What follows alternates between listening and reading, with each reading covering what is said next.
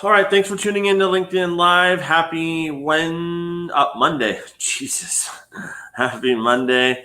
Today's LinkedIn Live is really about local marketing and kind of the basic tools you need if you're a multi-location brand going after your local market. So, our expertise on this comes from doing a lot of sites across, basically the world, but across multiple geographies. And if you're managing kind of one, if you're a one location business, I don't know how much value you'll kind of find in this, but this is just kind of going over some of the tools that are available to you to make sure that you're kind of hitting all the points. So obviously right now we're kind of all in this situation where you're turning to the web, maybe you're on your phone more, and whether you wanted to do a takeout order or get in touch with a lawyer or whatever, the information needs to be true and correct across the internet.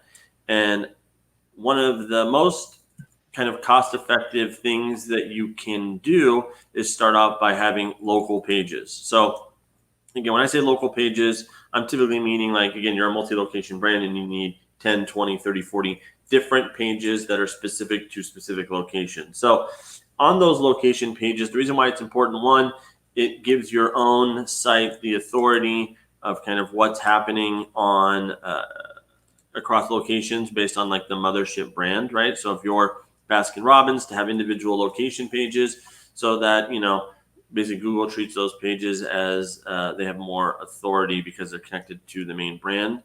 And if you want to push coupons out or whatnot, you're able to do that at that local level versus having someone do a Google search for, let's say, Seattle Baskin Robbins, then having to go back to the corporate site to then go do another search within the corporate site to find the local page.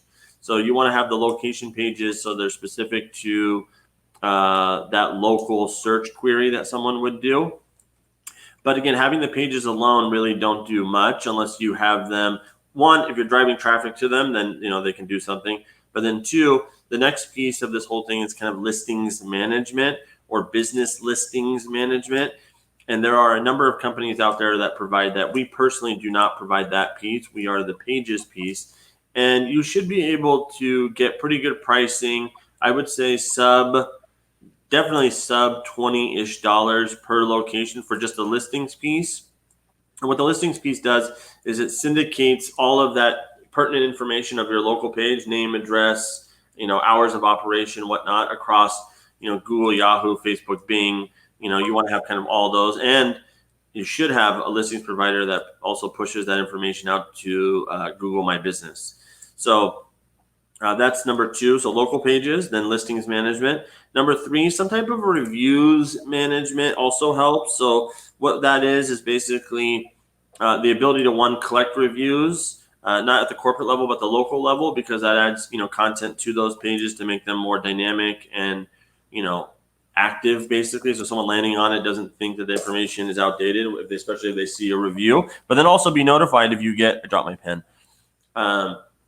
Also get notified if you get a review that's kind of and you need to respond to it quickly. You have that kind of that management piece that alerts you to that, so you can respond kind of quickly and it doesn't just kind of sit out there and fester. So that's one, local pages, two, listings management, three, reviews. Google My Business could be its own thing. And maybe we can probably do a whole nother video on that. But again, you kind of want to plug into that because, again, still the majority of traffic is coming off of a mobile device.